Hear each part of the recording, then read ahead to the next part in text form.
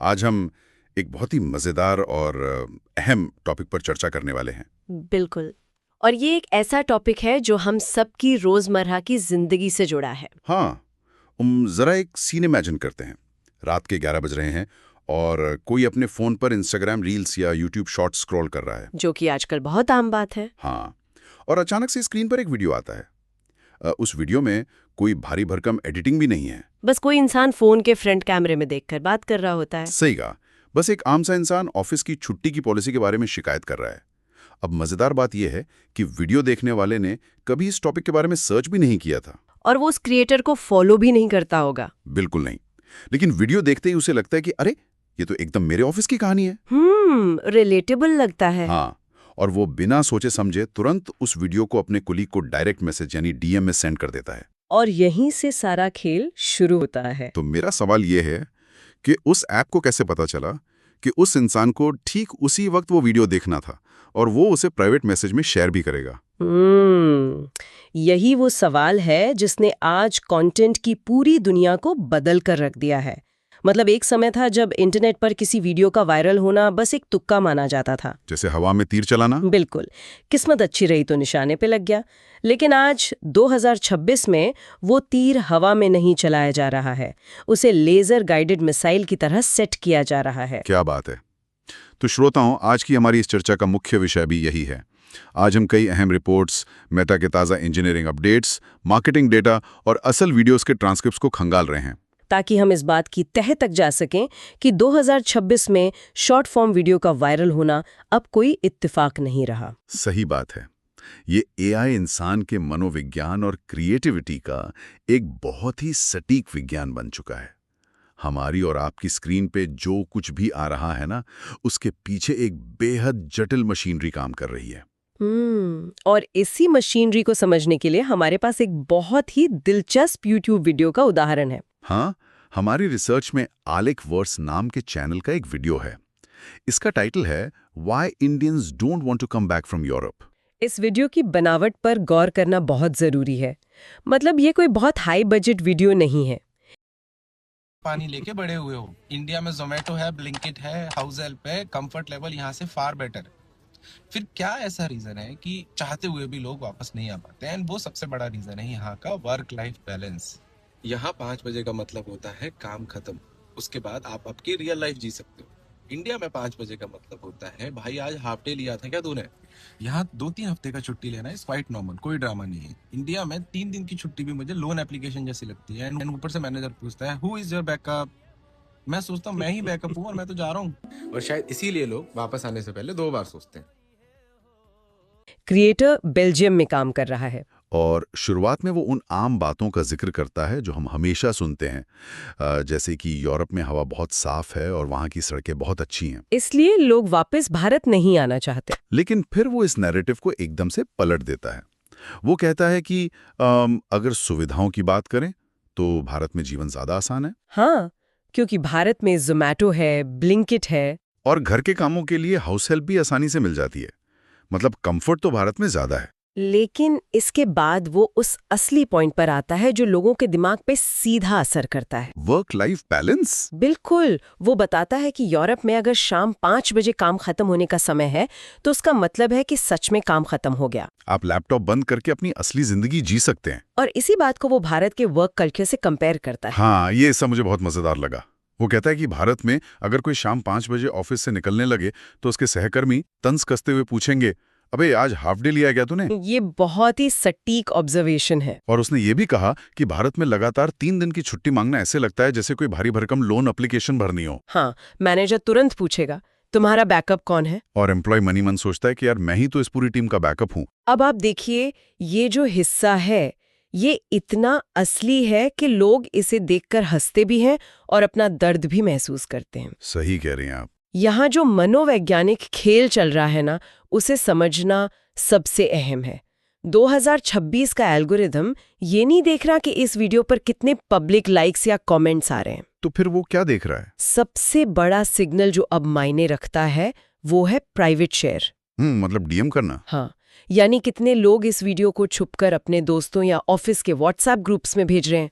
लेकिन एक second, public like और प्राइवेट शेयर में इतना बड़ा अंतर क्यों आ गया है? लाइक भी तो एंगेजमेंट ही है ना। अंतर मनोविज्ञान का है। मतलब पब्लिक में लाइक करना एक तरह का परफॉर्मेटिव एक्शन होता है। परफॉर्मेटिव मतलब दिखावा। हाँ, एक तरह से जब हम किसी चीज को पब्लिकली लाइक करते हैं तो हम दुनिया को ये दिखाना चाहते हैं कि हमारी पसंद कैसी है। अच्छा। कि हम कितने कूल हैं या कितने प्रोफेशनल हैं। बिल्कुल। लेकिन जब हम किसी चीज को प्राइवेट मैसेज में शेयर करते हैं तो वो हमारी असली पहचान होती है, वो हमारा सच्चा दर्द या हमारी असली हंसी होती है। क्या बात है। वर्क लाइफ बैलेंस का दर्द एक ऐसा विषय है जिस पर शायद कोई लिंक्डइन पर पब्लिकली लाइक ना करे। डर लगता है कि कहीं मैनेजर ना देख ले। एकदम सही। लेकिन वो उसे अपने करीबी दोस्त को डीएम जरूर करेगा। एल्गोरिदम ने इंसान की इस फितरत को पकड़ लिया है। हाँ, तो उसे पता चल गया है कि प्राइवेट शेयर ही कंटेंट की असली वैल्यू का सबूत है। हाँ, ये बहुत ही गहरी बात है। मतलब पब्लिक लाइक्स हमारी एक बनावटी इमेज है और प्राइवेट शेयर्स हमारी असलियत है। और ये अलेख वर्स वाला वीडियो उसी असलियत को स्क्रीन पर ले आया। लेकिन यहाँ मुझे एक बड़ी उलझन हो रही है। मान लेते कि ये वीडियो बहुत अच्छा है और लोग इसे शेयर भी कर रहे हैं, लेकिन मेटा या यूट्यूब को कैसे पता चलता है कि ये वीडियो किस इंसान की फीड में डालना है? ये बहुत अच्छा सवाल है। क्योंकि अगर किसी यूजर ने कभी यूरोप जॉब या वर्क लाइफ बैलेंस के बारे में सर्च ही नहीं किया है, तो फिर भी ये वीडियो उसकी स्क्रीन पर कैसे आ जाता है? इसका जवाब हमें उस तकनीकी क्रांति की तरफ ले जाता है जो स्क्रीन के पीछे हुई है। अच्छा। हाँ, 2024 के अंत और 2025 के दौरान मेटा ने अपने पूरे एडवर्टाइजिंग और कंटेंट डिलीवरी सिस्टम को पूरी तरह से बदल दिया। इस नए इंफ्रास्ट्रक्चर के केंद्र में दो बेहद शक्तिशाली एआई मॉडल हैं। एक का नाम है एंड्रोमीडा और दूसरे का जेम। एंड्रोमीडा और जेम, ये एंड्रोमीडा नाम सुनने में तो किसी साइंस फिक्शन फिल्म के गैलेक्सी जैसा लगता है। असल में ये करता क्या है? इसका काम किसी गैलेक्सी को संभालने से कम मुश्किल नहीं है। एंड्रोमीडा बेसिकली एक एआई ड्रिवन रिट्रीवल इंजन है। ओके। अगर हम पुराने सिस्टम से इसकी तुलना करें तो ये 10,000 गुना ज्यादा पावरफुल है। एक सेकंड, 10,000 गुना ज्यादा पावरफुल? हाँ, और ये एनवीडिया की बेहद उन्नत ग्रेस हॉपर सुपर चिप पर काम करता है। इतनी भारी कंप्यूटिंग पावर एक सोशल मीडिया फीड को चलाने के लिए इतनी पावर की जरूरत क्यों पड़ गई? क्योंकि पुराने सिस्टम का काम बहुत आसान था। वो सिस्टम डेमोग्राफिक्स पर चलता था। डेमोग्राफिक्स मतलब उम्र और लोकेशन वगैरह? बिल्कुल। अगर कोई वीडियो या विज्ञापन दिखाना है तो सिस्टम बस यूजर का डेटा चेक करता था कि अच्छा, क्या ये इंसान 25 से 35 साल का है, क्या ये दिल्ली में रहता है। तो वो बस एक सिंपल टेक्स्ट आधारित सर्च था। हाँ, जिसमें बहुत कम कंप्यूटिंग पावर लगती थी।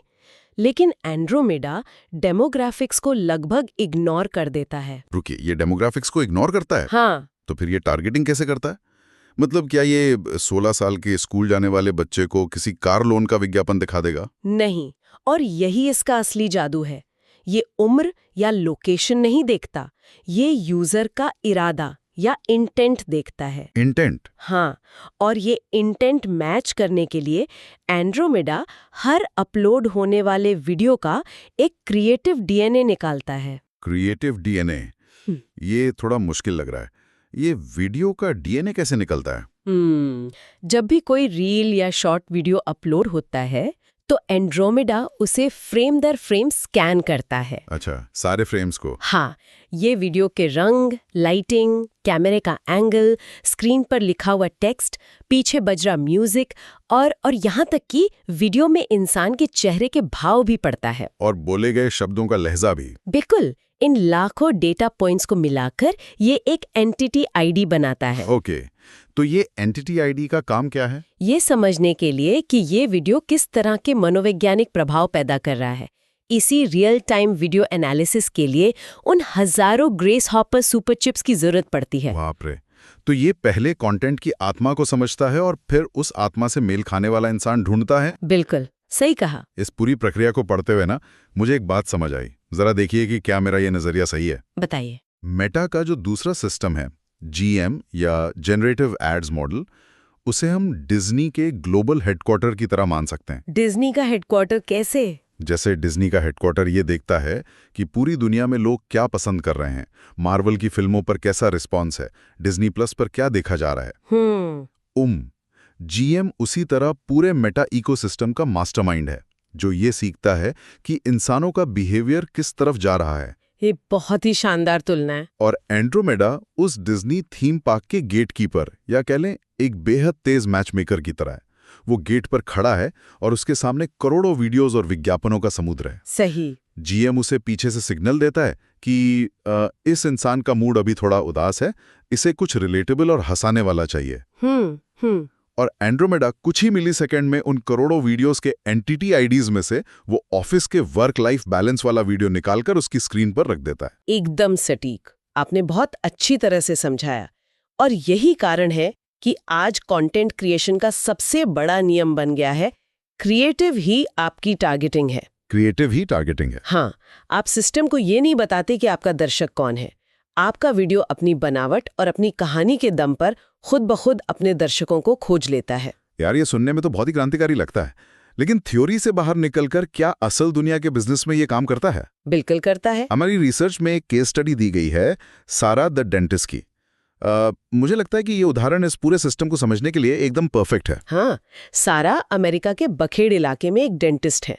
उनकी कहानी ये साबित करती है कि जब एल्गोरिथम बदलता है तो जो लोग पुराने तरीकों से चिपके रहते हैं उनका क्या हाल होता है। तो हुआ ये कि 2024 तक सारा का क्लिनिक बहुत बढ़िया चल रहा था। वो पुराने तरीके से इंस्टाग्राम और फेसबुक पर विज्ञापन चला रही थी।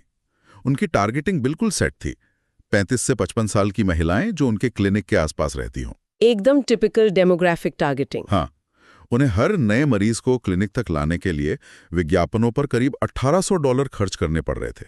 उनका क्रिएटिव बहुत ही साधारण था, बस कुछ मुस्कुराते हुए लोगों की स्टॉक फोटोज, जो कि पहले काम कर जाता था। बिल्कुल। लेकिन फिर जब मेटा ने डेमोग्राफिक्स हटाकर एंड्रोमेडा को लागू किया तो अचानक से उनका खर्च $1800 से छलांग मारकर सीधा $320 प्रति मरीज पर पहुंच गया। उनका पूरा बिजनेस मॉडल ही हिल गया। हाँ, लेकिन ऐसा क्यों हुआ? अगर वो पहले काम कर रहा था तो अचानक फेल क्यों हो गया? क्योंकि सारा ने अपने सिस्टम को एक बहुत ही छोटे बॉक्स में बंद कर रखा था। उनका विज्ञापन एक बहुत ही बोरिंग और जेनेरिक स्टॉक फोटो था। अच्छा। जब एंड्रोमेडा ने उस फोटो का क्रिएटिव डीएनए निकालने की कोशिश की तो उसे कुछ मिला ही नहीं। क्योंकि उसमें कुछ था ही नहीं। हाँ, उसमें कोई कहानी नहीं थी, कोई इंसानी भावना नहीं थी। एंड्रोमेडा इंटेंट खोजना चाहता था, लेकिन उस साधारण तस्वीर में ऐसा कुछ था ही नहीं जो यूजर्स के मनोविज्ञान से जुड़ सके। तो एआई के पास काम करने के लिए कोई कच्चा माल ही नहीं था। बिल्कुल। ये तो डरावना है क्रिएटर्स के लिए। तो फिर सारा ने इस नुकसान से उभरने के लिए क्या किया? उन्होंने वही किया जो 2026 में किसी भी क्रिएटर या बिजनेस को करना चाहिए। क्या? उन्होंने वो पुरानी टारगेटिंग पूरी तरह से हटा दी और सबसे जरूरी कदम, उन्होंने एक ही बोरिंग फोटो की जगह 12 अलग अलग तरह के क्रिएटिव वेरिएशंस बनाए। 12 अलग अलग वेरिएशंस, मतलब उन्होंने एआई को अलग अलग कहानियां दी। हाँ, उन्होंने मरीजों के दांतों की पहले और बाद की यानी बिफोर आफ्टर फोटोज डाली। उन्होंने उन मरीजों के टेस्टिमोनियल वीडियो शूट किए जो कैमरे के सामने अपनी कहानी बता रहे थे, और सारा खुद कैमरे के सामने आकर डेंटिस्ट्री के प्रोसीजर समझाने वाले वीडियो बनाने लगी। अरे वाह, इस बदलाव के पीछे का मनोविज्ञान बहुत दिलचस्प है। कैसे? मतलब जब कोई बिफोर आफ्टर फोटो देखता है तो वो दिमाग के लॉजिकल हिस्से को ट्रिगर करता है। बिल्कुल। जब कोई टेस्टिमोनियल वीडियो देखता है तो वो सोशल प्रूफ या भरोसे को जगाता है, और जब डॉक्टर खुद समझा रही होती हैं तो वो अथॉरिटी को ट्रिगर करता है। सही कहा। उन्होंने 12 अलग अलग मनोवैज्ञानिक हुक्स एआई को दे दिए, और नतीजा पता है क्या हुआ? क्या? उनका खर्च $320 से गिरकर सीधा $95 प्रति मरीज हो गया, पहले से भी लगभग आधा। और यही एंड्रोमेडा की असली ताकत है। हाँ? जब आपने उसे 12 अलग अलग एंटिटीज आईडीज दिए तो उसने हर एक वीडियो के लिए अलग अलग तरह के मनोवैज्ञानिक इरादे वाले लोगों को ढूंढ निकाला। अगर एआई को वैरायटी मिलेगी तो वो अपना काम बेहतरीन तरीके से करेगा। तो अब अगर हम इन सारे धागों को एक साथ जोड़ें तो 2026 में एल्गोरिदम असल में किन सिग्नल्स का भूखा है? प्रैक्टिकल नजरिए से देखें तो कुछ फिक्स्ड डेटा पॉइंट्स हैं। हाँ, तो वो क्या डेटा पॉइंट्स हैं जो किसी वीडियो को वायरल बनाते हैं? आज के डेटा और रिसर्च पर नजर डालें तो सबसे पहला और अचूक नियम है 3 सेकंड रूल, जिसे तकनीकी भाषा में हुक रेट कहा जाता है। हाँ, मतलब वीडियो के पहले 3 सेकंड ही उसका भविष्य तय कर देते हैं। बिल्कुल। और यहाँ हमारी रिसर्च में डेटा का एक बहुत ही चौंकाने वाला आंकड़ा है। अगर किसी वीडियो के पहले 3 सेकंड में कोई इंसान बोल रहा है, यानी ह्यूमन स्पीच है, तो उस वीडियो को 10 सेकंड तक देखे जाने की संभावना 25% तक बढ़ जाती है। इसके पीछे ना हमारा विकासवादी मनोविज्ञान काम करता है। वो कैसे? इंसानी दिमाग हजारों सालों से दूसरे इंसानों की कहानियां सुनने के लिए प्रोग्राम्ड है। जब हम स्क्रीन पर किसी चेहरे को बोलते हुए देखते हैं तो हमारे दिमाग को सिग्नल मिलता है कि अब कोई कहानी शुरू होने वाली है। अच्छा, तो हमारा ध्यान खिंच जाता है। हाँ, एंड्रोमेडा एआई इस इंसानी चेहरे और आवाज को एक बेहद हाई वैल्यू सिग्नल मानता है। यही वजह है कि सिर्फ म्यूजिक या टेक्स्ट वाले वीडियो के मुकाबले इंसान के बोलने वाले वीडियो को एआई ज्यादा पुश करता है। सही बात है। और इस लिस्ट में दूसरी सबसे अहम चीज है जंप कट्स।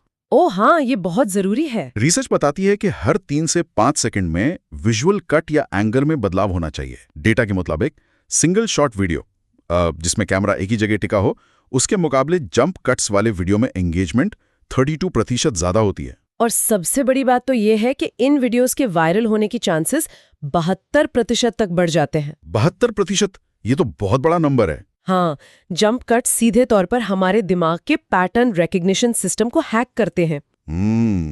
कैसे काम करता है? जब स्क्रीन पर हर 3-4 सेकंड में कुछ बदलता है तो दिमाग को एक नया विजुअल स्टिमुलस मिलता है, एक छोटा सा डोपामाइन हिट मिलता है। अच्छा। इससे दिमाग बोर नहीं होता और दर्शक का ध्यान भटकने का मौका ही नहीं मिलता। क्या बात है।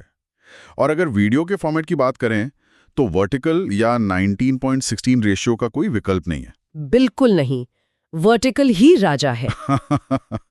और हैशटैग्स को लेकर भी एल्गोरिदम अब बहुत स्मार्ट हो गया है।